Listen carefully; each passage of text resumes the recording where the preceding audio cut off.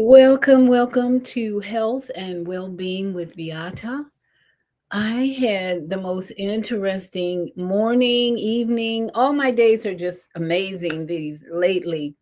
Since I've been walking for peace, things are just really manifesting in an awesome way. So, welcome to Health and Well-Being with Beata, where we are going to meditate this morning with our joint rolling.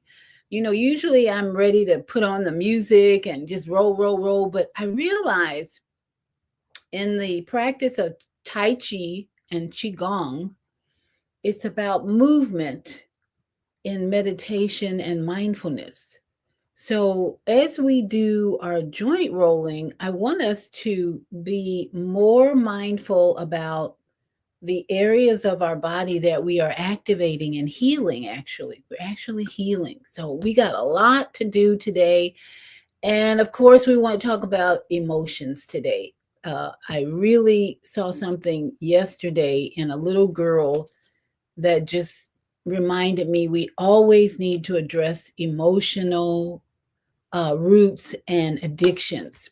So let's welcome our village and then let's just get busy.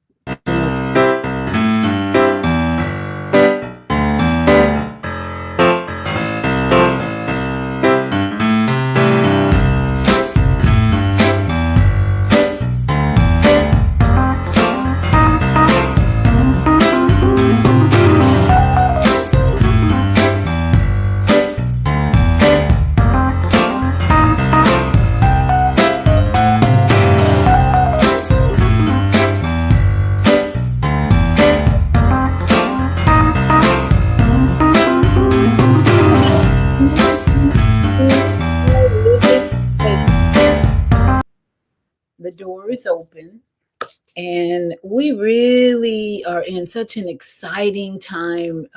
This recent development of the fire horse and the ring of fire is like there's so much about this season we're in that we should research to understand what's going on, not just in the cosmos, but in our microcosmos inside here. So, welcome. This morning, I want to just share from my meditations on the mat book. I read something that was so relevant, especially to this week's activity of a civil rights leader transitioning into the realm of the ancestors, and just seeing young people's reactions to Jesse Jackson's transition was really eye-opening because most young people are like they're not feeling any celebration or dedication for this man. In fact, there's so much criticism of him, and I was like, oh, because baby boomers are the ones celebrating Jesse Jackson's life. Let's face it and put that out there. We lived with myself and older generations lived with a lot of hatred and ignorance in our American society. And Jesse Jackson was one of those souls that had to come in and remind us that we were beautiful, that we were lovely, we were wonderful. And his phrase, "I am somebody." We were reminded that we had to be reminded by the Jesse Jacksons and the Martin Luther King, "I am somebody," because our society in America, our media, let's say our media, our families were doing a great job of building us up, but our media and some ignorance and hatred out there was saying you're not somebody. So Jesse Jackson just reminded us during that really challenging, traumatic period of America, civil rights activity, that we were somebody. I am somebody. And now the young people, they're not feeling that at all. They are knowing they're somebody. In fact, they're creating such unusual caricatures of themselves, the piercings, the tattoos, and so much more. The afros are gone a lot in our communities. We got wigs and weaves and all that. So these are some confusing times for our youth. So this morning, when I read this, I said, yeah, this is where we are in 2026 with the motive and generational goal to bring unity, unity, unity, unity. So this is what I read that just really reminded me of our generational focus to come together in unity. It talks about the mark of a moderate woman is freedom from her own ideas. But this statement, we must let go of the old to make room for the new. We must grieve our dead and then let go in order to love the living. Whoa, that hit me. I was like, wow, that speaks so much to not being in regret or grief for people who transition to the next realm, and just focusing on those who are living, my grandchildren, my adult children. You know, when someone leaves this third dimension, celebrate, celebrate. Woo, peace, freedom, peace, freedom. When you watch a loved one suffer, especially like I did with my past relationship, I at the end of his life, it was really a celebration. No great, no regrets, no grief, really. Eh, too much suffering. And that's why the venerable monk made the decision to walk 2,000 miles up the east coast of the United States, because he saw so much suffering. So we are moved, we should be moved by the suffering in our lives to make a difference and to make changes in our life and others. And I saw yesterday, I'm going to share one more story and then we'll get into our meditation and joint rolling. I'm working 1,000-piece puzzle and I'm like 3/4 of the way done. It's so beautiful. It's so colorful. It's about a god. It's a goddess picture. And I'm working it all by myself. My son decided not to participate this time around in our puzzles. And I'm working this puzzle, and outside my window, I hear this child just screaming, having a meltdown. And I look out the window, and I see a young mother walking on the sidewalk, holding a baby, not a baby, but holding a toddler who must have been about maybe 6 months, maybe older, maybe a year even. And her 4-year-old, I found out, is screaming and yelling and having a tantrum, a meltdown in the carrier, and she jumps out the carrier and she's just screaming and carrying on. I'm like, what is wrong with her? So I tried to ignore her and I said, I'm going to just focus on my puzzle because I want to get this puzzle done.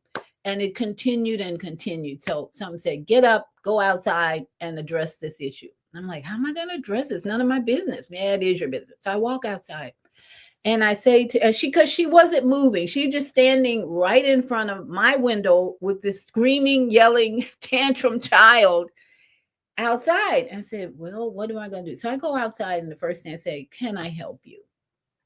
And she's like kind of oh, she's Spanish speaking, not very much English. I just said, can I help you? And she said, well, she said she's upset because of this. And she has a phone in her breast, in her shirt. She told it she got a cell phone in here.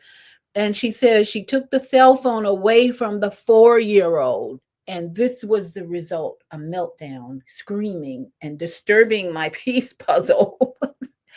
And I'm like, can I help? And I said, oh, so I thought about this teacher on Facebook that is so good with kids. And I said, I need to get down to her level. So I stooped down to the little girl's level. She immediately stopped crying because she got this stranger in her face. And I said, what's the matter? Can you tell me what's wrong? And she just, and she just looking at me like, what do you want? Why are you bothering me? I'm having a meltdown. And I just continued to be led by spirit, like, what am I going to? And I just said, can I help you? What's the matter? Can I help you? And I said, looked at the mother and I said, how do I asked her for a few words in Spanish and amigo. I said, can I be your mi amigo? And then I asked her and I said, well, how do I say I love you? Tia Moore, I love you, Tia Moore. And the child went totally quiet, totally silent. And I said, "Can I hold your hand?" And she said, "No." But she stopped crying, she stopped her meltdown, and she just paid attention to my face, to my words of, "Can I help you? Can I be your friend?" I said, "Can I be your friend? Can I hold you?" And I was down on her level. There's a 4-year-old. And then the mother was like, "Oh, thank you, thank you." And then they just kept walking, and I watched them as they walked away, and the little girl was quiet, holding her mother's hand now. And I was like, "Thank you. Thank you." That in that moment, I brought peace to a very tense, traumatic situation. And I think that's what our morning routine from the walk of peace is doing for most of us when we start out our day with, "Today is going to be my peaceful day." And I'm actually writing this down. I have a pad and pen next to my bed. And that's one of the first things I do is write down, "Today is going to be my peaceful day." And I realize now that this is a message to the universe, not just for me and my mindfulness activity, but it's a message to the universe that I'm going to cooperate with the love energy coming from creator, from nature, from the birds singing. I'm cooperating today. Today's going to be my peaceful day. I'm not going to react to craziness like children screaming for a cell phone. I'm not going to react and go, "What the hell is wrong with you?" Blah, blah, blah. Nope. I looked at that situation as, an opportunity to bring peace. And it happened.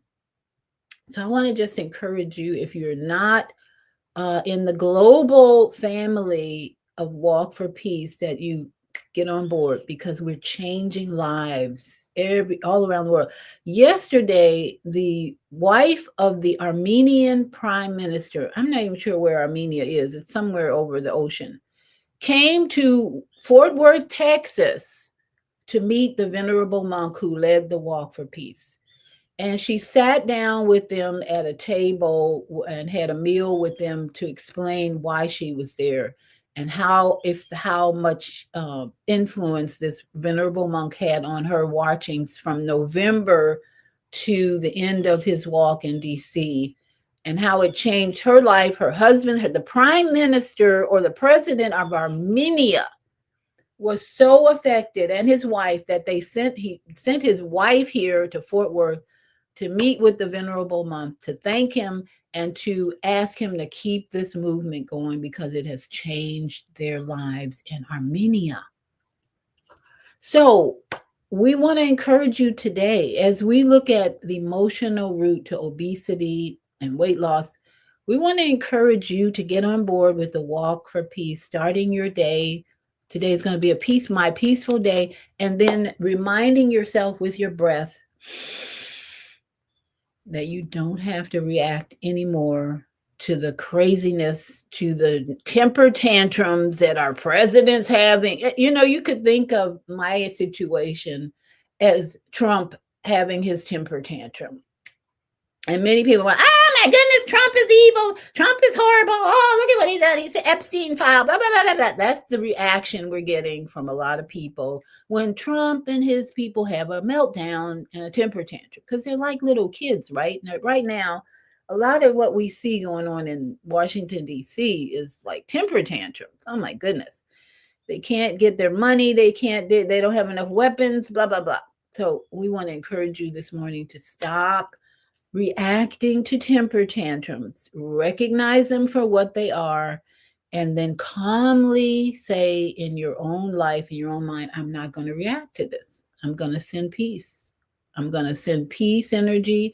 I'm going to send love energy and help the children in Washington, D.C. to calm down." They need to calm down because they're not getting their little toys that they need. So let us just breathe into this wonderful moment where we are still, lots of people are grieving for Jesse Jackson.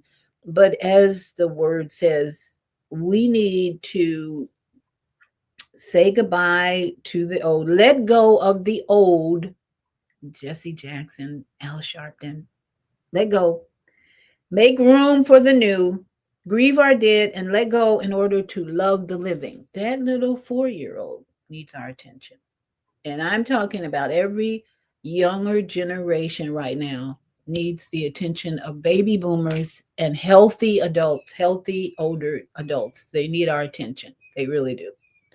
Because we have wisdom, we have consciousness, and we have mindfulness now. We are mindful that using our breath brings the calmness first within ourselves, and we let go of the things we've been holding on to, that we've been addicted to. We're going to talk about addictions today because that's part of the emotional route to obesity.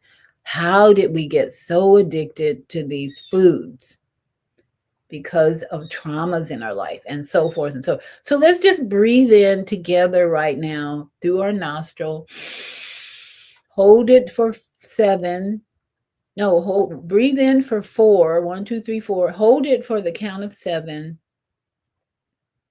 and then exhale to the count of 6 or 7. Breathe in to the count of 4. Hold it for a count of 7 and let it go. Let it go. Breathe in. Let it, hold it, hold it, hold in that fresh breath, that fresh air. Hold it for 7. And then let it go, let it go, let it go. Breathe it out, breathe it out. Let go of all the worry, the fear, the anxiety. Let go of all the regrets of the past. We should not be holding on to regrets from the past. Gone, dead. We can't do anything about the death that has passed. But we can let it go, and breathe in new peace, new hope, new love for self. Love for self. Breathe in, breathe in. Love, love, love, love. Love for self. And let go, let go, let go of any regrets or worry. So many senior citizens worry about their future because many of them are in a really delicate situation, sleeping in the cars, sleeping in vans, sleeping in storage units. We got all kind of dramas going on around where we're going to sleep. Isn't that interesting? And one of the monks who was on the walk for peace never lays down. He sleeps sitting up. So is that a lesson for some of us? We don't worry about where you're going to sleep. Just sleep wherever you are. Sitting on a bench, just take a nap. I see many homeless, unhoused people during the day on benches, sleeping. The rhythm of your life changes when you have a trauma like unhoused situation.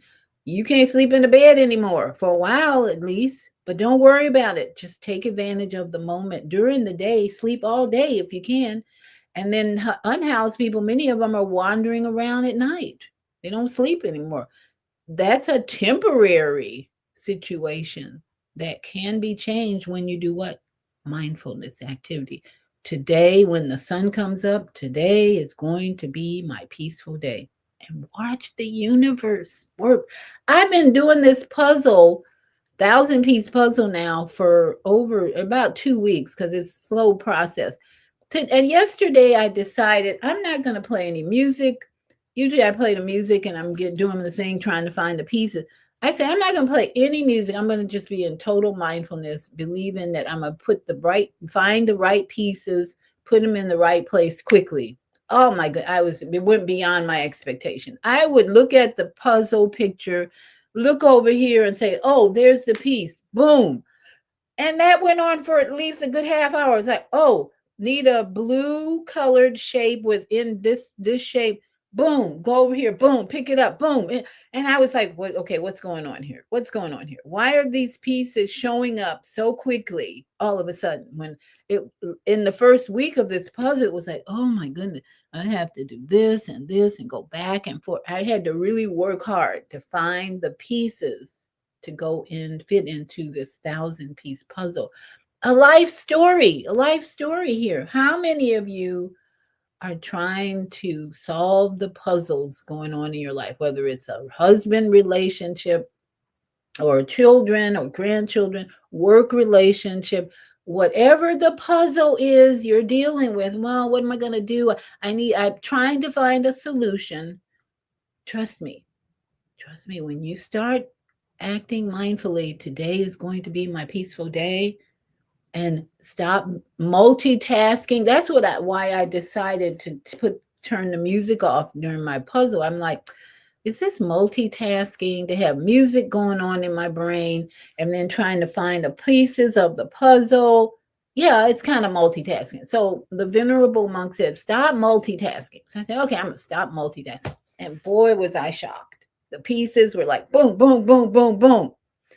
So I'm suggesting that this little adventure with my puzzle is all about our lives being put together easily when we stop multitasking and when we set our minds from the first thing in the morning to have a peaceful day and not be confused or stressed about where's the puzzle piece that goes in this puzzle, where's the solution to my problem, this is a problem, and where how do I find the solution? Mindfulness. Stop multitasking.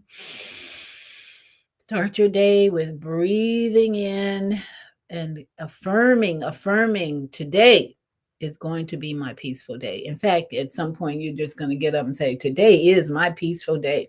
It's not going to be, it is. It is my peaceful day, no matter what. And you'll be so amazed. I'm telling you what my grandchildren are starting to get in line. My son's starting to get, everything is starting to, the puzzle is coming together so easily and so nicely that I hope that you can take this and apply it to your own life. Let's breathe in one more time. One more time. Breathe in, and out. Now, we want to do some joint rolling. And I learned that Tai Chi and Qigong are the exercises that the monks do. And my friend Elitam Elamim, if you haven't looked up Elitam Elamim, you really should follow him. He's back in Africa. He was in Florida for a while. He's back in Africa. He's my Solitarian breatharian brother. He's really my brother, because when we meet up in Orlando, it's like, hey, brother, what's going on? Let's do it. Let's do it. And we have a whole day of mindfulness, Tai Chi, Qigong. And in the park, we usually start with rolling the head around. And we're standing, though, doing this. And then we start with shoulder rolls. And then we go hip rolls. And then we go to the knee rolls and the ankle roll. And we do this at the beginning of our mindfulness before we start doing Qigong. So I thought about what we've been doing with joint rolling is actually an upward Qigong practice or Tai Chi. I get them mixed up sometimes, but Tai Chi and Qigong are similar. I remember when I went to China years ago with my spouse at the time, we were on our last day in Beijing. We were walking back to the hotel after we went for a walk in the morning, and there was a park where all these senior Chinese men and women were doing Qigong or Tai Chi.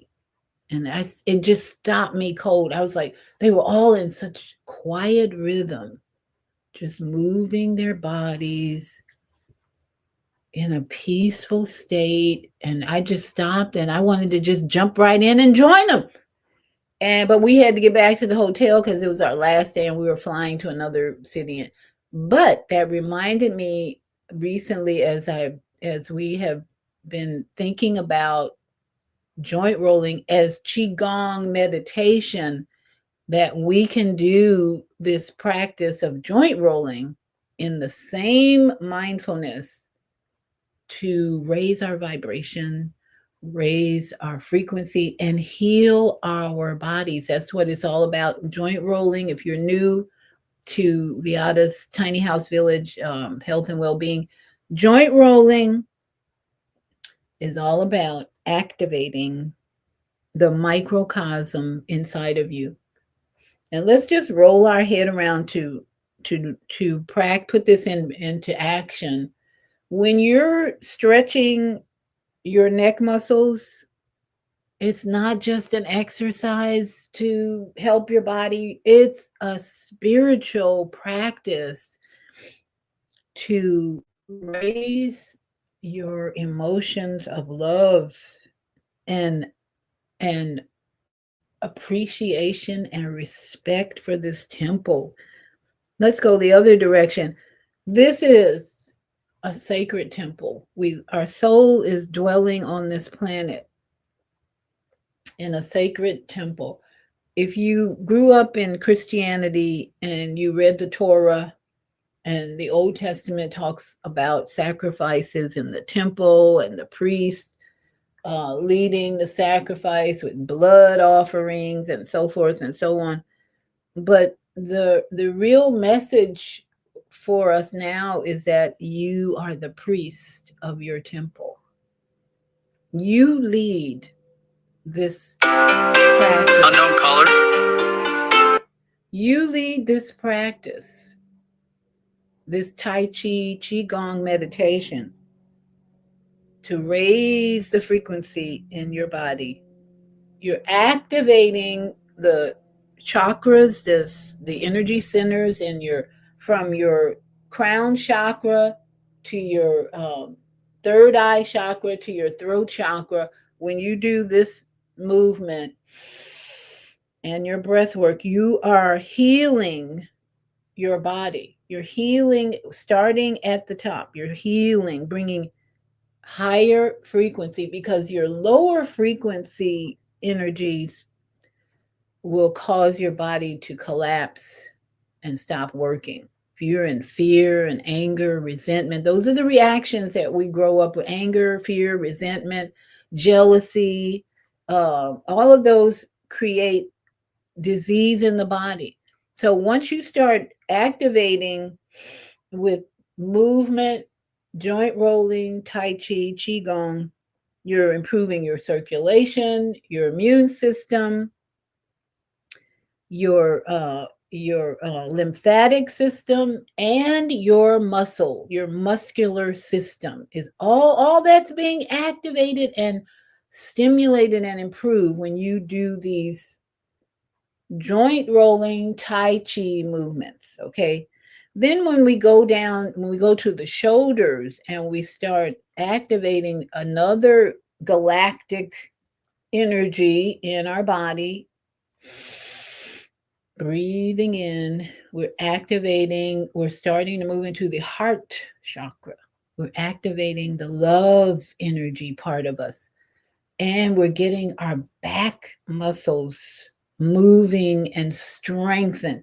So the muscle strengthening is working not just in the joints, but in the back.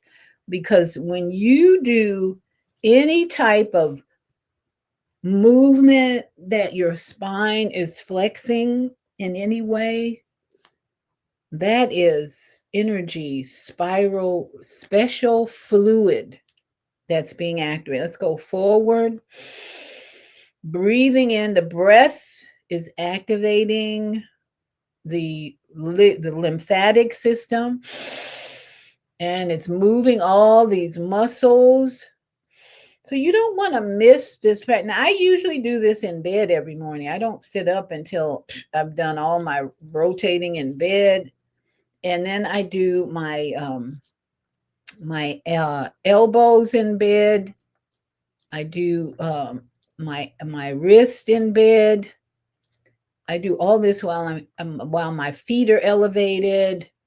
And so whatever position you choose, whether you get up and get on the floor or stand, it's important to remember that you have options to activate all these joints and all this energy, because you don't have to be in a strict rule of I got to do it this way or I got to do it that way. You can activate. I realize my fountain isn't working. You can activate this energy sitting, laying down, sitting, or standing. And my friend Elitam Elamine, he walks all over Africa now. He's in Uganda. He's actually walking from one city in Uganda to another. He's amazing. and doing all this work, the Tai Chi and the breath work, and teaching about mindfulness and breath work. So he was my first introduction to Tai Chi and mindfulness years ago, probably 5 years ago now. And he came to Orlando, and we spent 3 days with him, activating all this energy with Tai Chi. So let's get on our backs if you haven't been on your backs yet, and just kick up our legs and work the heart chakra area, the galactic energy of the heart energy pumping. And now we want to get on our back and work the lower chakras, the solar plexus, sacral, and root chakra, which is the hip area. And anything, I can take my socks off because it is so warm in Florida now. Listen, if you need some relief from the cold in Chicago, it's 80 degrees in Florida. This week we've had 80. I don't mean to rub it in Chicago, but hey, we're in summer already in the February. So the ankles and the wrists can be moved together. Again, this is a meditation to improve your chakras and your muscles, your blood system, your immune system. All of this is working. Think of it as Tai Chi in motion. Reverse it. Tai Chi, Qi Gong. This is a practice, a softer practice to help your body perform better, okay? And then you want to move the lower legs to get the knee energy. These knees, ooh, I love my knees. I love my knees. Every time I walk, I thank my knees because there's no pain. And I have had so many people in my life. I had one friend, she was always in pain with her knees and her legs, and she was overweight. That's why we got to talk about weight problems. Because she was always in pain. So usually, if you have too much weight on you, you're going to be in pain, which means you're going to be taking aspirin. So these are some of the things you do: Tai Chi movement, and if you can't roll, just point and flex. And this is what Tai Chi does. You just move slowly and you bend and straighten, bend and straighten. First thing in the morning, when you when you write out your affirmation that you're going to have a peaceful day, then start with giving your body some peace by the body, moving the body. And then lastly, let's activate this sacral and root chakra area, solar plexus area, by rolling the joint, rolling the leg around slowly. Again, when you're standing and doing Tai Chi or Qigong, you're moving your legs in this way, but your gravity is actually at work because you're standing, and you get the same effect. You just have to step in different directions as you're moving. So reverse that, but you're still activating all this energy, and your reproductive area is being healed and strengthened, and lovingly speaking of how you are wonderful, you have purpose, it's all good, it's all good. And then let's flip over, and don't forget the other side, and just keep it roll. If you don't have to rush, just move slowly. Can you feel and hear, see all this activity, love energy moving around in your, not just your root chakra, your solar plexus, but also your legs are getting a nice workout that sends them into peace. Because if you don't move, your body is going to be reducing its effectiveness. You're going to be in more pain and inflammation. The monks unfortunately were in so much pain at the end of the day because they moved all day. So we have to find the right rhythm to move this body in a way that we don't have too much pain. So let's just get on our back for a minute. Bring your legs, your knees to your chest if you can, and just give your spine a nice massage. Something that I long for, uh, a nice whole body massage. But until I get the massage that I'd like, I just have to do it myself, which is great because my body responds to my own personal massage. So let's flip over here, push up, come up, and how are you feeling at this point? Are you feeling in any pain at all? That means you just stop and breathe. Stop and breathe. And if you have nowhere, if you feel pain in a certain area, just slap the area here and get the circulation moving. Wherever there's pain, usually just tapping that area. Even headaches. I have very few headaches, but when I do now, I just go, okay, I love you. I don't know what's going on. I just tap, tap, tap, gone. That's the response you'll get from your body when you say, today is going to be my peaceful day. I'm not going to react. I'm not going to be angry all day. There was a TikTok discussion about angry. Oh, I know. It was on the Female Solution, was talking about the angry Black woman. And it was a great discussion about the different personalities of women in general, basically, and how some women hold anger too long. Let me say this: anger is a very natural emotion, but if you hold it too long, your body will start to wane and be in pain. It will be inflamed. Too much anger held for too long will cause inflammation in the body.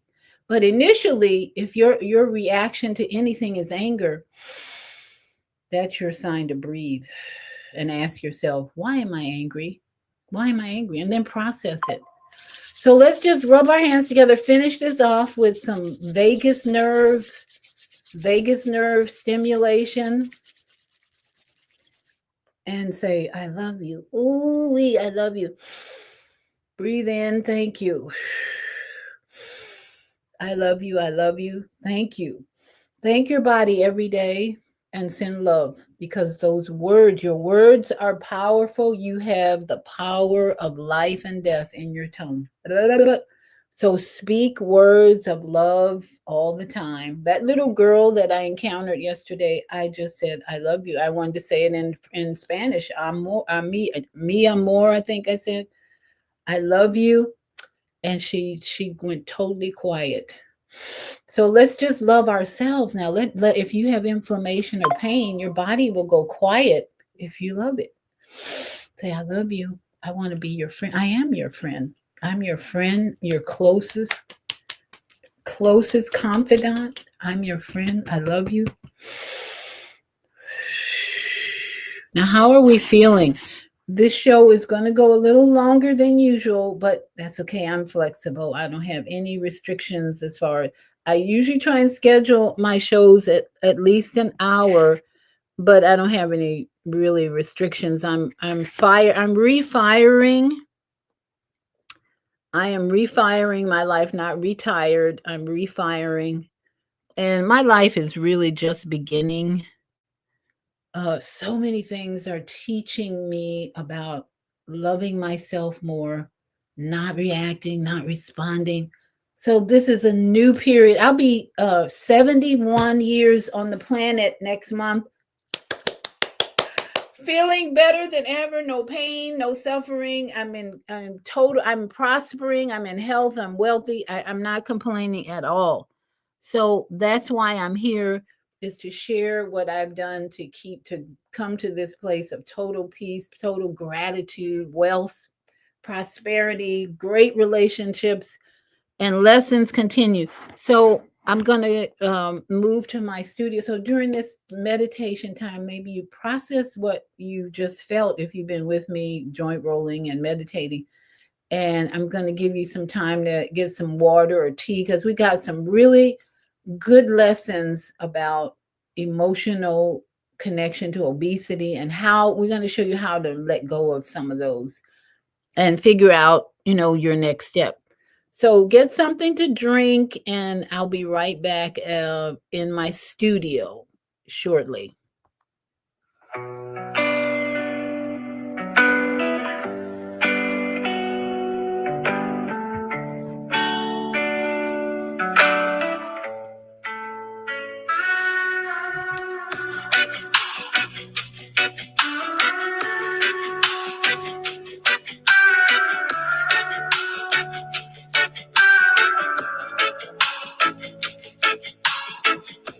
No more chasing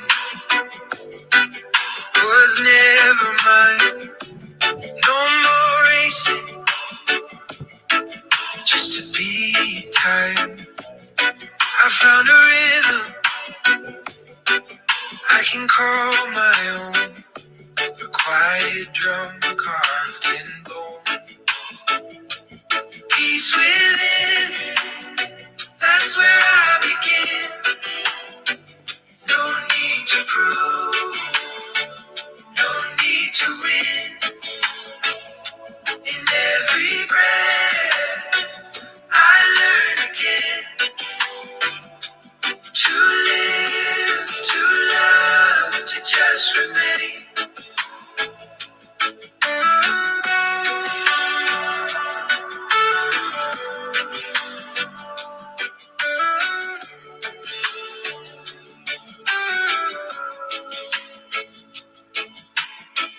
I sat with shadows.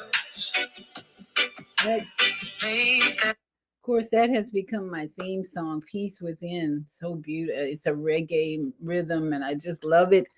So, thank you for joining me today. It's a beautiful day in Florida. I just can't help but say that the sky is almost clear. Oh, no. But I don't worry about lines in the sky anymore. I just thank the Creator for trees. Trees are my friends, my brothers, and they protect me. Every tree I encounter that just speaks to me, I give it a hug and say, thank you for your protection. Thank you for your love. Thank you for your beauty. And thank you for your nourishment because trees nourish us. So, welcome, welcome. We got to talk about the emotional route to obesity. I have one person in my life who's so obese. It's just sad in a way. And yet, I have nothing, I can't do anything about it. I was actually married to this person at one time. But I realize the emotional root every time I see them, and I can't do anything about it because their mind is closed. The parachute is closed. Mine's not open either. So I want to share with you what I'm learning about the emotional part of obesity. There are some people who successfully lose weight, they keep it off, and then there are others who they do everything they can. My sister-in-law was very obese. She had the surgery to shrink her stomach. I forget what they call that surgery. Somebody knows. And first of all, let me just give a disclaimer here. And nope, that's not it. This show is not intended to replace any advice you may be receiving from your doctor. If you have an acute or chronic health condition you cannot resolve, please see your trusted health professional. So I'm sharing today the knowledge and information wisdom I've gained over the past at least 50 over 50 years that's keeping me pain-free, healthy, strong, energized every day.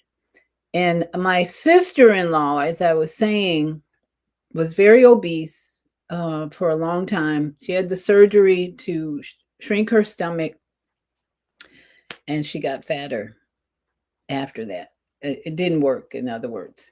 So we go through all these exercises, whatever, to try and reduce the fat on our bodies. And we fail to get to the real problem, which is energy in motion, the traumas from our childhood on forward. That's what's keeping us from gaining weight, or if we're trying to gain weight or losing is that's. And I have to say personally, I don't have never had a overweight problem. I when I fast, I lose weight so quickly that I don't do more than 3 days ever, because the weight drops off when I stop eating. It's like it stops off. So one day I'm going to figure out how I can stop eating without losing weight. So that's my goal, because food is poison sometimes. Anyway, we want to talk about the emotional root. So, of course, as I usually do, I want to bring on a few experts. Dr. Gabor is one of my favorite professionals to talk about anything, pretty much. He was a psychologist. He worked with drug addicts. Especially when it comes to addictions, he's very good. And I have another video about emotional obesity, the real reason losing weight feels the way it does. So we're going to just dive into some professional voices, and then I'm going to give my experience and what I'm seeing. But first, I see some comments showing up. Robert Young is with us. Thank you, Mr. Young, for joining us. He says, awesome. I hope that means your meditation, rolling, and Tai Chi was awesome, because I realized I didn't really need to do it as an exercise as much as meditative healing work being done when we roll our joints. And he says, I've learned the hard way words can hurt, or, oh, no, this is higher learning. Zelda from the Female Sleuth says, I've learned the hard way words can hurt or heal. Thanks for the reminder. I'm learning too, sister. Oh, am I learning? I'm learning to just keep my mouth shut most of the time, because even though I want to react, especially to our grandson, Jonah, I just like, I say, you're right. I just learned to say you're right. And then I shock them. So they don't know what grandma's not going to debate. No, not today. I'm in peace mode every day. And then Robert Young says, such a challenge. It certainly is. Life is a challenge, especially as we're growing older. Gastric bypass surgery. That's the surgery my sister-in-law had trying to lose weight. Imagine, man comes up with the craziest idea. Gastric bypass surgery is supposed to help you lose weight. I learned from her, really, and she learned. She passed away, let's see, about a year ago from, I don't know, inflammation in the lung. She just had health issues. She trusted the medical system. I'll just say that. Anybody that have gastric bypass surgery, you trust in a system that is insane, in my opinion. But anyway, that's why we need to talk about today emotional root, because what the medical system and what health professionals recommend for you to lose weight is just not working for most people. And Robert says sick care system. Exactly. It's not a health care. Thank you, Mr. Young, for reminding. They are not going to help you get well or heal you, because they lose money and go out of business.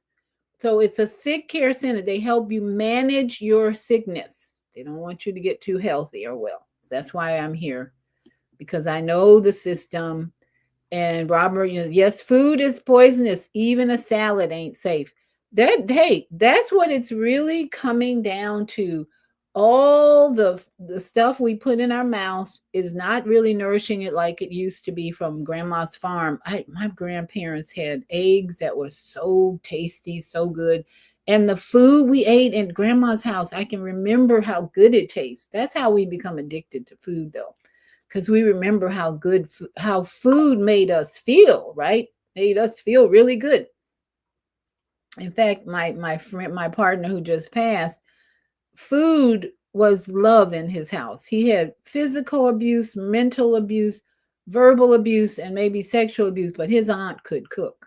He talked about the food that his aunt cooked up was amazing. And all his life, food was his drug, because that's the only love that his his aunt showed him. Or bypass surgery, yes, thank you. That's what it's called when you staple. They call it stomach stapling. They got all kind of names, but it's let's see, bariatric or bypass surgery. So that is our sick care system solution to obesity when it's out of control and a person can't manage it, whatever. The sick care system has a solution that keeps you going back to the sick care system. I think that's what we realize after a while, right? We're just going to keep going back because the side effects from whatever they do will keep showing up. So let's get into the emotional part. The reason I want to talk about emotional root to obesity and weight loss, because once you deal with the emotional root, pull it up, that weed won't show up again. The obesity won't show up anymore when we get to the emotional root. So I'm going to share a couple of voices that help us think. This is a thought-provoking videos coming up to help us think and become more aware of the real root cause of obesity, or even not being all connected. This one is emotional obesity, the real reason losing weight feels so hard, and that's what many people go through. So let's start there, and I might stop and just make a comment. I use the expression emotional obesity as a precursor to physiological or physical obesity. Now, what does that speak to? Similar to what I was saying about the mother who wasn't listening to her son. There's something unexpressed. If something's unexpressed, then it is accumulating. So if we look at that energy in Ayurveda, which is part of my work, and for people who aren't familiar, it's sort of an Indian healing methodology, which is akin to Chinese medicine. It looks at elements, and it's in Ayurvedic terms, it's part of the Vedas, which is associated with yoga, just to give a context. So there's something called samprapti, which is a word that speaks to the 6 stages of disease. And it's a beautiful system, as far as I'm concerned, and it certainly transformed my life. The first stage of disease is accumulation, where we accumulate. Now, within the context of Ayurveda, it's really looking at the physiology. So when we accumulate too much air element or fire element or earth and water element, there's going to be an imbalance. So now, let me say at this point, the venerable monk on his walk for peace mentioned going to the bathroom and looking in the mirror. He said, do you clean your mirror off every day, or do you wait until it accumulates all that toothpaste and spit on the mirror? This is what this guy is referring to, an accumulation of mind excess and emotions that you don't let go of, that cause you to have stress in your body, which creates the obesity and the imbalance. So that's exactly right. The monk's advice was clean your mirror every day. Do not let stuff accumulate, because it's like your mind, it's like your brain accumulating stuff on that mirror. You know, some people their mirror, you can barely see them in the mirror for all the stuff that's on it, all the toothpaste and spraying and water on the mirror, because they don't clean it. So we want to remind you today, clean your mirror, clean your mind. Like he's saying, there's an accumulation that occurs first before the disease shows up. That's the second stage, is that becomes aggravating. So let's take one example. If somebody has too much heat, they have spicy food, alcohol, stressful situations. There's too much heat in the system. It's accumulating. The aggravation will be now they start to get sour belching, acid reflux, heartburn, and then it will start to spread. And I might add, it takes away from your focus of what you need to be doing today. The third stage. Now, we don't need to go through the whole system, but the point is, it all starts with accumulation. So now if we look at our, dear human friends out there who are struggling with a weight accumulation, my assertion through my lens is what's actually happened is they've accumulated a lot of trauma, emotions that haven't been expressed, and they live within the construct subconsciously, usually of, I don't feel loved. I don't feel loved, I don't feel accepted, or I don't feel wanted. There's some discard, which makes that human being feel completely isolated, separate from the whole. And that's a miserable place to live. And they found comfort in food. Now, that's a generalization, but a lot of people. That is so true. I can't, in my experience over the last 50, 60 years, that is love. You don't feel love. So food is your lover. People are going to be able to resonate with that. So what that will look like is, as when I was a younger child, I was made fun of. I was picked on at school, or perhaps my parents were somewhat absent because they were busy, or they were just struggling with their own things. And I never felt held as a child. And I found the comfort that I was looking for in a care provider in food instead. And food is probably the biggest drug, right? It's something that we obviously do every day. And so that became a vicious cycle where whenever I feel any sense of dis-ease, I was never given the tools or the environment to be held. And so I accumulated my own unexpressed hurt and sadness and fear. And I found comfort by just eating. Now, my partner had an addiction to bread. That was the one thing we would kind of discuss and battle. I said, why don't you give up the bread for a while? Because he had lost some weight. He couldn't give up the bread. And nowadays, bread in America is so toxic because glyphosate is everywhere. Glyphosate is the chemical they use for killing weeds. I forget the name of it right now. But that's what's in all the grains, glyphosate. When you give up regular bread, you'll see a huge difference. But we're mostly addicted to bread. If you grew up with bread in your meals all the time, guess what? You're addicted to it. And right now, it is horrible. You can't find any bread in America that doesn't have glyphosate in it. So that's both speaks to the emotional eating component, but also just the dynamic of how we want to, as human beings, avoid pain and seek pleasure. So both are going on there, right? So I'm in a state of pain. There's no one really around me in my environment or my family to listen to my point earlier and let me express and feel sad and be held where I feel comforted. So my pain has been transmuted into a pleasure that I found through some substance, in this case, food. And then it becomes a vicious cycle where it now speaks to the language component, which is it might have started as a feeling deep-seated of I'm inadequate, I'm not loved, I'm not wanted, that then physiologically started to be expressed as somebody who societally is now rejected, because obviously it's not good to be fat, right? You're not going to be the picked one. So now it's a vicious cycle where you're reinforcing the belief of inadequacy, and now you use language to actually misidentify with your physical form. To your point, if somebody says, I am fat or I am overweight, what they're saying is, I am this meat suit. Now it becomes very difficult because you're actually saying who I am is this.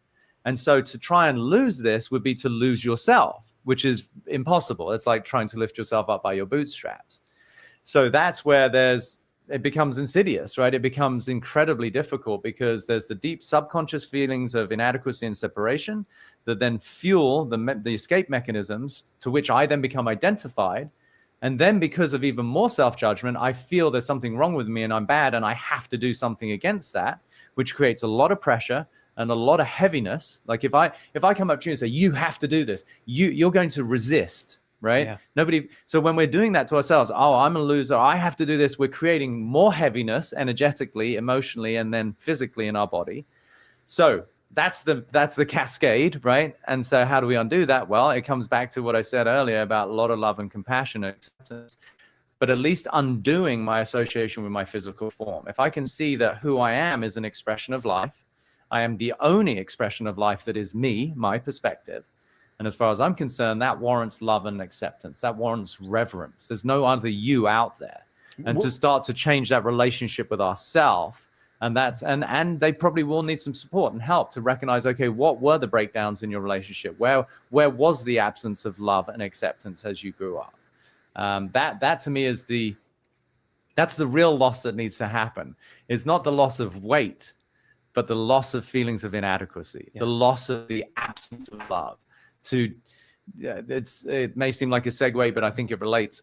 I'm helping a client currently divorce, and her conditioning was to be the nurturer and the provider. And in many regards, we could say they have 2 children together, but we've sort of recognized she kind of has 3 children by virtue of the way she relates to her husband and who he is. No slight on him, but she had become a care provider for him too. And that's why they didn't have a passionate relationship or an equal relationship. She'd got the mothering instincts for 2 children and then also a grown man. And she said, I'm really struggling with divorcing this person because of those patterns. And I said, just consider you're not divorcing him. You're divorcing the version of yourself that attracted him. Yeah. Now, if you understand that, it's so profound. And for her, it was the access to a much easier path forward, because she's like, wow, like it feels like a shedding. I'm letting go of a part of me that felt it was my responsibility to take care of everybody, which was a reflection of her childhood where she had to take care of her mother because her mum was sick. And she just started to play that role even with her own husband. So she was letting go of that identity of herself, which gives her an immense amount of freedom, not thinking that she's responsible for this grown man's life. Yeah. Which is also a disservice to him. He's capable. He just didn't need to be with her because she took care of everything, right? So if we look at that as a comparison to somebody who's quote unquote dealing with obesity, it's not the weight they have to lose. It's the image of themselves that they're looking to shed that has got these connotations of inadequacy, of not being acceptable, of not being loved. That is the real weight loss opportunity. Because when they let go of that, they find a new sense of love and compassion for themselves, which is the precursor to a new body. Who you are is an expression of pure love and pure possibility, looking through a lens of inadequacy, insecurity, and scarcity, which led to a behavioral adaptation where I found comfort in food. Now, if you look at that cascade, and we come back to what did I say at the beginning? You are an expression of love and pure possibility. It is purely based on the view you have of yourself and life, that I'm not loved by society, I'm not wanted, that who I am in my relationship to myself is inadequate. That lens, it's a lens that I look through, gives me the experience of sadness, isolation, depression, hopelessness, worthlessness. From that perspective, I am going to be in a position of pain from which I found relief in food. Now, if we lift off that lens, if we remove the lie that there is something wrong with you, that you're not loved, you're not accepted, then there is relief. And in relief, I don't need to find comfort in food. So yes, to your point, they could say who I am currently is somebody who, based on my conditioning, has accumulated excess calories over time that expresses as a bigger body. That's the physics. But the why is because of the way that I view myself as somehow less than, as somehow inadequate. And that's the thing to really look at. Is it true that who you are is somehow not enough? It might feel that way. You may have expressed yourself your entire life that way, but I would assert it is not a truth. And in the absence of that self-deprecating view of yourself, if that is gone, then people feel such an immense weight loss emotionally. Like everybody I work with says, gosh, I feel so much lighter. Yeah.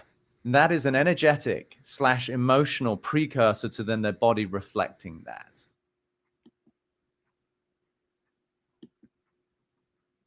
Wow. That is some, in my opinion, some profound analysis of obesity and emotions. Wow, wow, wow. Just the idea that we grow up thinking, well, I'm not enough. In fact, what I see with a lot of Black women and their wigs and their weaves and their straw hair, it's like just mind blowing to me how much of it I see that women have to put other women's hair, other artwork on their natural hair then it just says to me, I'm not enough. And so no judgment, because I'm learning to show compassion and patience and non-judgment, just the observation of how what I'm seeing is how people think. So how do you feel about what you just heard is what I want to ask. Let me see if we have comments here. This is so important to me to analyze before we go do some tapping, because some of the things he brought out is many of us, especially if you're overweight, or even if you can't gain weight,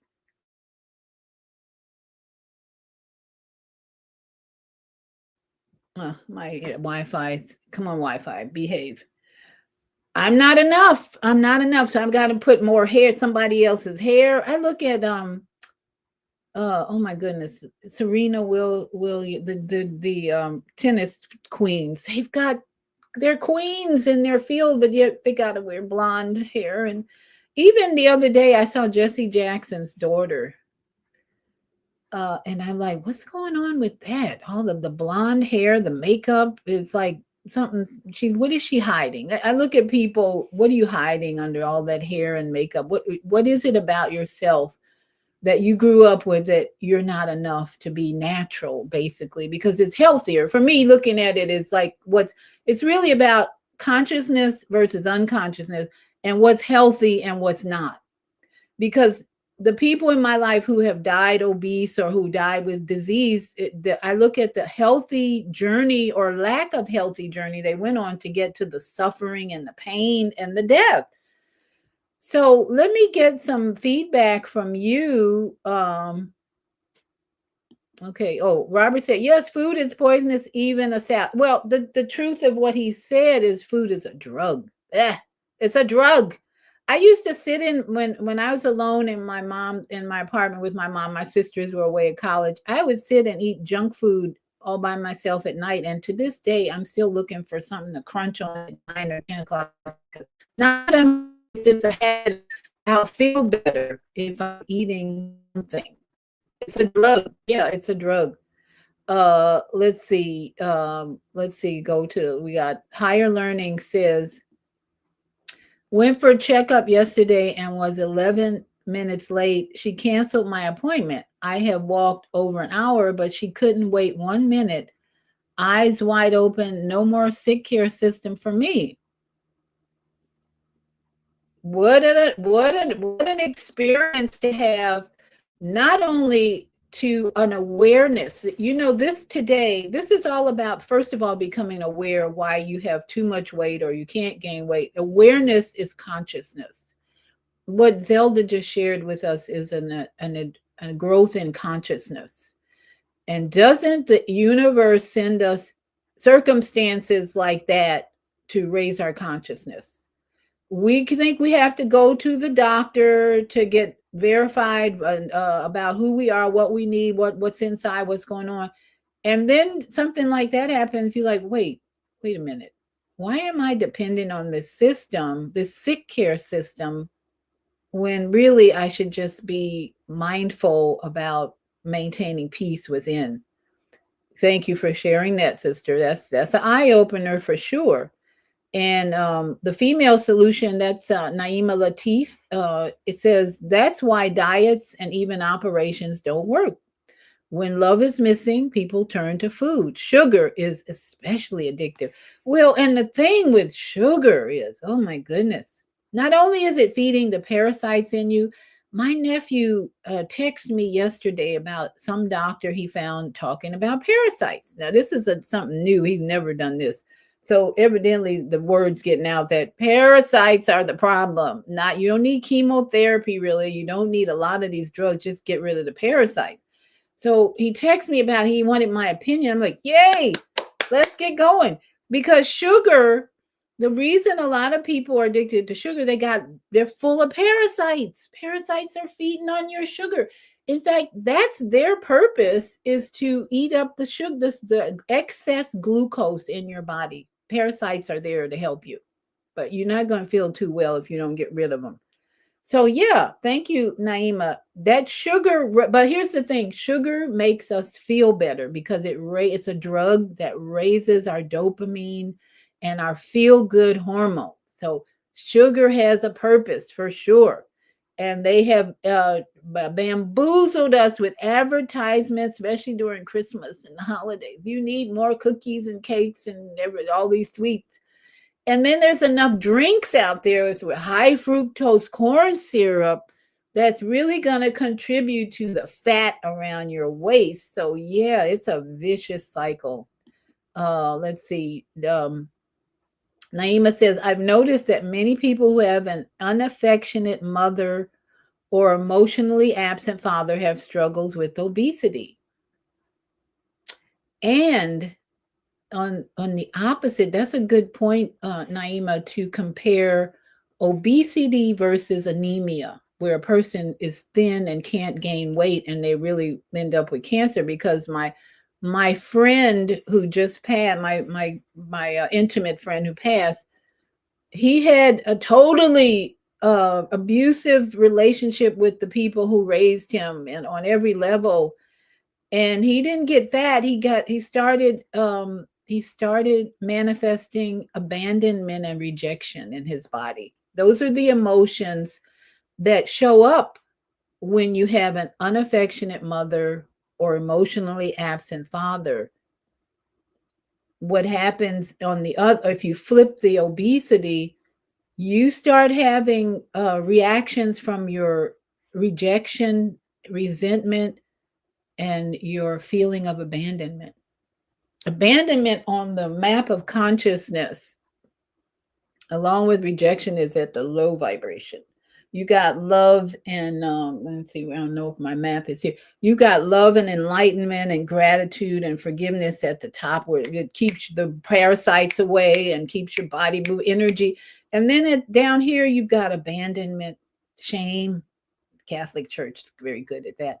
Shame, abandonment, rejection. All those things are what contribute to either the need to eat more food for your satisfaction, or feeding cancers in your body. Because if you don't change, where is my you either grow or you grow tumors, is the saying I have. If you don't grow out of the resentment, rejection, abandonment, then you grow a tumor.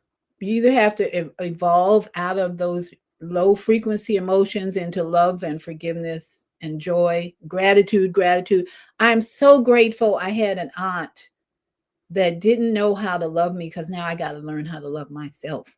Damn it, that's why I'm here. That's the kind of flip you have to do when you grow up with what Naima's unaffectionate mother, emotionally. You got to find gratitude in that experience. Otherwise, you sink into a low frequency in your body that creates tumors. That's what they're there for, to wake us the hell up. So, let me see, where are we? That's why diets and evens operations don't work, and missing people turn to food, especially a day. Okay, got that one. No, many people have an effect. Yep, that's a flip we got to do if we're going to get healthy. And what's the link of that video? I will put it in the chat for you. Thank you. And then higher learning said, we hide well because that's what we've been taught. You know, thank you. The programming. That's why this season of transition from Jesse Jackson, civil rights, all that's gone, and now programming into a new year of fire and renewal and deprogramming. That's where we are. We're deprogramming all the programming we had. She said that's what we've been taught. Program from the television, lie vision, and the lies of our educational system. Oppressors remind you that you are not enough. That's exact. The television. When I look at these women and their wigs and their hair, their false hair, they're saying to me, I'm not enough. So I got to put on other people's we got this thing about hair. I don't know what it is with women. Oh, there's not any color thing. It's all women. Everybody's putting extensions on their head. Other people, strange, dead people's hair. Says I'm not enough. And you wonder what health problems they're dealing with. Oppressors, the whole system, the matrix, oppressors reminding that you are not enough. So go buy something to make you feel better. Hair. The hair industry is billions of dollars. They're making billions. It's just a crime, I think, that dead people's hair is bringing such a huge market demand, because we are not enough. This kinky stuff is just not enough. That's what they're saying. I love my curls, my antennas. But so many women are saying, I'm not enough. I got to have wigs. I got to have extensions. Now I'm enough. No, you're not, because you're going around violently fighting people. The evidence is there. You're not enough. And you think putting on, buying something to make you feel better. No, doesn't work. We're seeing that. It's playing out. No judgment. It's like, wow, this is a movie we're watching. And then, wow, Naima, never thought of that. Yeah, thank you, ladies, for bringing out all aspects of this challenge we have with obesity and losing weight and not having enough weight. And then Naima says, I've noticed that a lot of very religious people Guilt-based religions like Catholicism, Christianity tend to have obese. Say it loud. Don't say it loud. Don't embarrass. Obesity problems must be from the low vibration of shame and guilt. That and more. The love that was missing in a religious home. We had white Jesus with blonde hair on the wall, the picture most of our lives, and no love. Think about that. Beating the hell out. Okay, where's the soda? Beating the hell out of kids with white Jesus picture on the wall. Is that the life many of us grew up with? Confusion galore. Confusion. Thank you. Shame and guilt. No love. That's why we are at this point in 2026 where the venerable monks have brought truth with a capital T. We now need to focus not on the religion because, as Naima said, they just been getting fat and happy in those pews, fat and happy. And let's have fried chicken afterwards, potato salad, and eat, because we had no love in our homes. Going to church on Sunday, and Bible study on Wednesday, and mama beating the hell out of you all during the week because you didn't do what she told you to do. Are we confused or what? Yes, we are.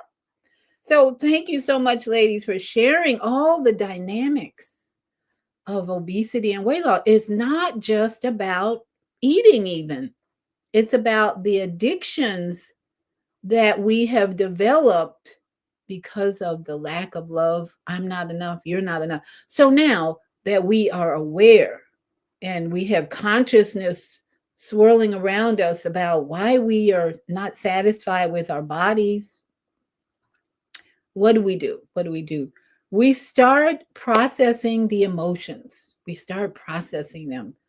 I grew up in a family that didn't love me at all, but they gave me food, lots of food. So we might start with that reality that even though with EFT, emotional freedom techniques, and by the way, there's a really good app for you to use daily if you need it. If you're overweight or if you're having trouble gaining weight, I highly recommend you download the Tapping Solution app. And Nick Ordner and his family, I just think, have done a wonderful job with this app. It's free to help you. Tapping Solution app helps you process your emotions. Let's see. So now that we are aware that this is a deep hole that we're in when we're struggling with our weight. I put that in the chat, the tapping solution. Okay. I don't know why they rejected. Okay, they rejected my comment about tapping. Anyway, YouTube rejected my comment. Okay, but Facebook didn't. So it's in the Tapping Solution app, helps you process emotion. They think it's a spam. Try change. Okay. So the Tapping Solution app daily, now that you're aware that this is deep. If you've been struggling with your weight or if you're having trouble gaining weight, it's deep. And we want you to, in 2026, to come into alignment with the Creator's love and purpose for you. Even if you didn't get love at home, just fly. Time to fly. And I got this. Hold on just a minute.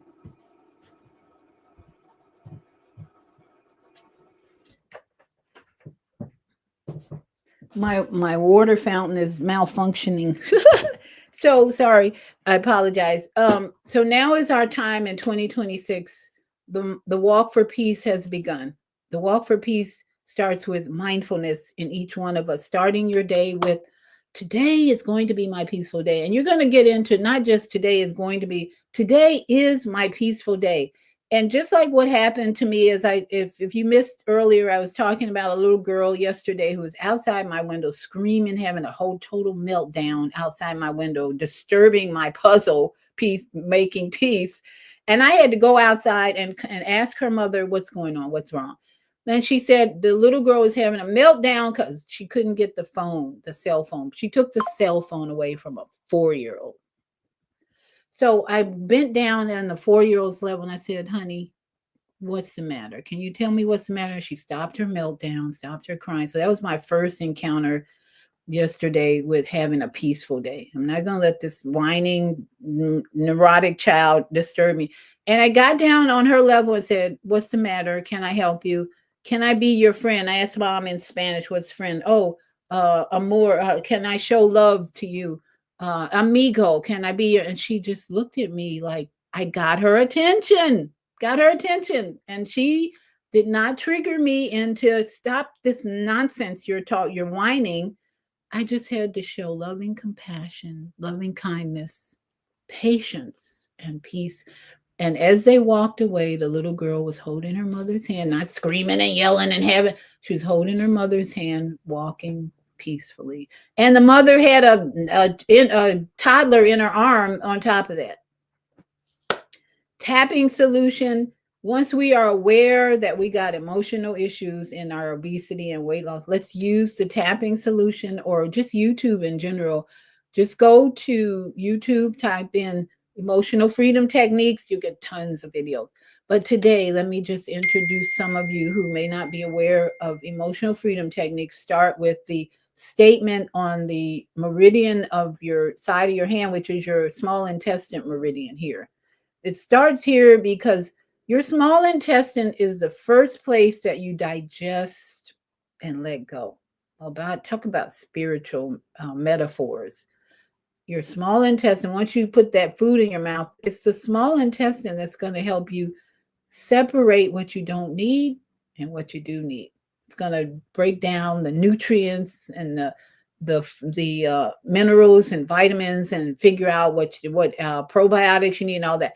So we start here with, even though I got a lot of issues in my life about not being enough, not loving myself, I'm ready today to start loving myself more. I'm ready today to fly. First, love yourself, or fly M. First, love me. So, this is where you start with whatever statement that comes up in your journey that's puzzling you, even though I have this headache every day, even though I've been eating food as a drug. Let's admit it. This is where you admit to the small intestine meridian. I'm ready to make changes and let go of what I don't need and hold on to what I do need. So you start there with 3 taps maybe, and then you go here. This food addiction, this sugar addiction. I love sweets. I love sweets. I can't get enough sweets because they help make me feel better. And you tap into these points right here, under the eye, under the nose, on the chin, on the chest, under the arm. You just start tapping, waking up your body. I'm ready to start something new. I'm ready to start something new. And then top of the head, I am ready to let go of my sugar addiction. Now, we know this is not going to be easy because you want to feel better with sugar, right? Whatever you're eating, basically, it's because you want to feel better. Whether you're eating, drinking coffee. By the way, let me just introduce you to something. This was a gift to me, and I don't promote. This was a gift to me. Rise mushroom coffee. Oh, has it made a difference in my morning routine? I usually do lemon, water, and I'm starting to add a little cayenne and ginger powder, and hot water and salt. And that's my morning routine. I do intermittent fasting every day, and I don't eat until noon or later. But I'm starting to add, because it was a gift, and I said, well, let me try it. Starting to add mushroom coffee, so the caffeine is low, and I don't. It's doing something. It's making me focus better. I don't know what it is, but it's really helping me be more balanced and in alignment with everything. Mushrooms are that way because, remember, mushrooms have roots in the earth, Mother Earth. So mushrooms feed us, our brain, and so many things. So I'm just recommending, if you're struggling with what to drink, don't just drink coffee and sugar and false creamers in the morning. Try something new. Rise mushroom coffee. It really, I'm just saying, it's helping me, and I enjoy it before I start a meal in at 12 or 1. Anyway, I digress. I apologize. So you're tapping in this truth. I am going, for instance, let's just use the Rise coffee, for instance. I know I have a sugar addiction. I have a sugar addiction, but I want to change that. and I want to try something new. I'm going to try the rise coffee. I'm going to try this. I'm going to try this. I'm going to really start focusing in on what can help me balance my life, my joy, my gratitude, other than sugar. Okay, because we got this need for sugar, sweets, whatever. And so one of the things and then you just keep tapping until something will come up when you do this, because you're opening up meridians and pathways that actually will bring up subconscious memories sometimes that make you say, "Oh, that's what happened," or that what, and then you go into, "Well, I know my mother didn't love me very much, and I felt bad. I have so much shame." That might come up. I have so much shame from what I did, blah blah blah blah. And you go through this body talk is what it's called. Tapping is also called body talk. There's lots of names for EFT now. The founder just passed away, Gary Craig. But absence of love. I realize you talk to your body and you speak truth. I realized that most of my life, the only love I had was food. The image of myself was poor, has been poor, but I'm changing that today. I really want to change that today. Your body's listening to all these words now, so you're going to get some feedback as you tap in the truth and how you're feeling. And then you end up really, the last round is, I'm enough. I am enough. I love myself. And you look in the mirror every day and you say, I love you. I look in the mirror and I see how much I'm changing. My hair is starting, the silver is starting to come out. Oh, and my skin is changing. And I just go to that mirror and say, I love you. You are beautiful. And I love the changes that I see in you, because my soul is coming through. My soul is coming through where it was in dormancy for a while and suppressed, but now I'm more aware of my soul strength, my spirituality that's coming through, that's helping me in these final years of my life. You start talking to this temple body in a more positive way. Not, oh, I need some sugar today. No, no, no, I don't need any sugar today. Even though I might think I need sugar, I'm going to let go of that drug. I don't need that drug anymore. I'm into love, loving kindness and compassion and acceptance. I accept me just the way I am. I don't need any drugs. I don't need any sugar. No, I don't need any food that's going to weaken my body. And at some point, you're going to get to a place of not eating so much, because that's part of our problem. We're eating too much food. Going to a grocery store is like uh, a temptation of the day. What do I need to eat? No, go away. Don't go in any aisle. Go to the produce and come out. That's the best way to shop these days. Produce and then leave. Don't go in any aisles, because you'll see cookies and cakes and cereals and bread. Wrong. This is the year to love yourself more, to come into alignment with who you really are, your authentic self. Our programming from childhood took away that authenticity. We are back now into walking in peace, developing the peace within, breathing in love every day, starting our day. This is my peaceful day. I'm not going to react anymore. I'm not reacting to the clown show in DC. I'm not reacting to the Epstein drama. I'm not reacting to the wars. I'm just going to focus on this temple, this sacred temple. Love this biological computer, which is the most sophisticated computer on the planet. And that's the reality of tapping. I love this body. I love myself. I am enough. I am enough. Your last round of tapping should be about, I am enough. I love myself more and more every day. And I'm in gratitude. I'm grateful for each new day that I get to express love for self, love for others. I'm grateful for every day I get to express loving kindness, compassion, and peace. And that incident yesterday with that little girl, I walked away just floating on a cloud, thanking the Creator for giving me an opportunity to share love with that little 4-year-old. And that's where we are with transitions of civil rights leaders. Thank you. Thank you for your service. You did a great job. Your assignment was perfect for that season of ignorance and hatred. Now we got to love on the new generations and guide them and help them to love themselves more. Tattoos and all, rings and all. And let's try and work on the hair stuff. That's something really unhealthy mentally about all this hair. I observe, I just want to cry sometimes to look at all the hair. Anyway, I'm not going to go on that. Just prayerfully put out the energy of love, peace, and joy, and hopefully these women will have the need to just be more natural every day and stop being unhealthy with the stuff on the head. Anyway, that's we went over time a little bit, but I'm grateful to get all this out to you that's been on my mind, and as I observe it.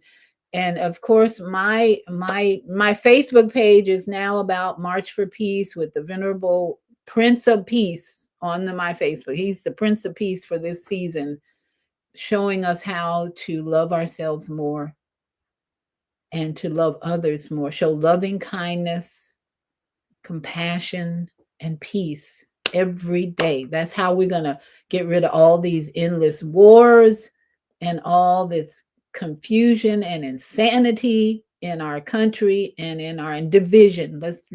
Unity will come in our world regardless of races when we all start practicing peace within here first. Start loving ourselves more and saying, I'm enough. I'm enough. I'm going to just practice peace within, love myself more, and stop eating so much. But that's going to take some tapping, maybe, because every night when I think about what can I eat or chew on, I have to pause and say, I don't need any food.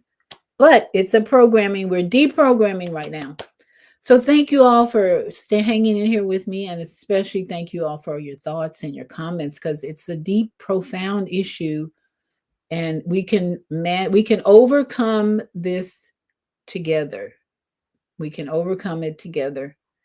And so I'm looking for you to be in this new community of walking for peace with the breath and stopping reacting to life's challenges and the crazy clown shows around us, and walking in peace every day, seeing opportunities to show more loving kindness, compassion, and peace.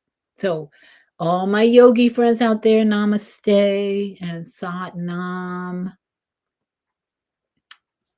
Let's see, did I miss? I think I got all your comments. I'll put the link for that YouTube I showed. In fact, Zelda, I'll send it to you. I'll put the name here of that YouTube that I showed from the guy. That was some deep lessons. I think we all could go back and look at that. Some deep lessons in that about emotions. And so I'll put that in the comments. But Sat Nam, Ashe, Ashe, O, Aho, family, and Shalom, Shalom, every day, all day. So everybody have a great day.